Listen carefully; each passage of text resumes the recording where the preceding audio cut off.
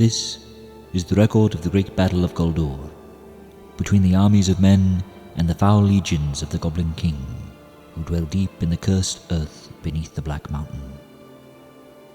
And so it was that in those days a great cry arose from the north. Thraldir, the herald of woe, had read the signs, and foretold of a great calamity that would soon befall the kingdom of men. A dark malice that had festered for years in the heart of the mountain, that would soon burst forth upon the land.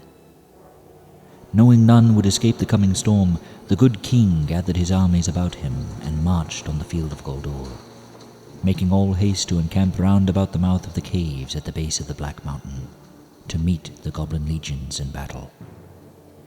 And lo, the great drum sounded in the deep. Once, twice, 3 times the mallet fell, echoing through the caverns like a distant peal of thunder. Soon the screeching cries of goblins rose from the darkness, as the sickly light of 1,000 torches began drawing steadily upward, snaking across the jagged steps hewn from the heart of the mountain long ago. The clatter of the goblins' armor scraping against their leathery skin heralded their coming, and a great stench arose with them, the smell of death and decay. Their leader was Ungmar, the mighty goblin war chief, who lived so long in darkness the use of his cold dead eyes had left him. But here in the deep places of the world his other senses served him far better than sight, for he hated the sun and every good thing the light touches.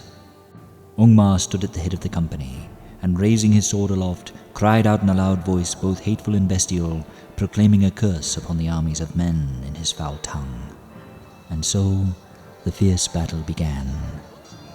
Though he was blind, he beheld one shimmering figure on the battlefield, shining like the noonday sun, and his black heart seethed with rage. It was the king, Anduleon, son of Holdfast of the West, and Endonia, the grey lady of the elves, and it was her light that shone through him. Ungmar, frothing at the mouth like a mad thing, carved a path through the hosts of men, and verily none could stand before him, his blade rending and tearing, even gnashing upon their hewn bodies with his teeth. But ever his wrath was steadfastly fixed on Anduleon, whose countenance did shine with the light of the elves. The earth trembled beneath their feet as their blades met with the fury that shook the foundations of the mountain, and with the strength of his mighty right arm, Anduleon smote his enemy and slew him, striking such a blow with his sword that it did split Ungmar's head asunder. And at the sight of their dead chieftain, the hearts of the goblins were seized with terror, and they turned and fled. Anduleon pressed the attack, pursuing the goblin hordes deep into the heart of the Black Mountain, and there he slew Azul, the wicked Goblin King, upon his very throne, cleaving his head from his body with one fell stroke. And thus was his dark realm utterly laid waste, and his evil reign brought to an end.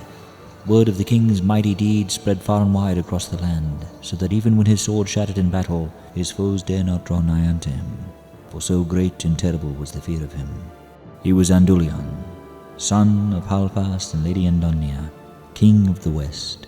But to the dark creatures who lived in the deep places of this world he was a black spell or a plague, a terror beyond imagining, and they named him the Bringer of Death.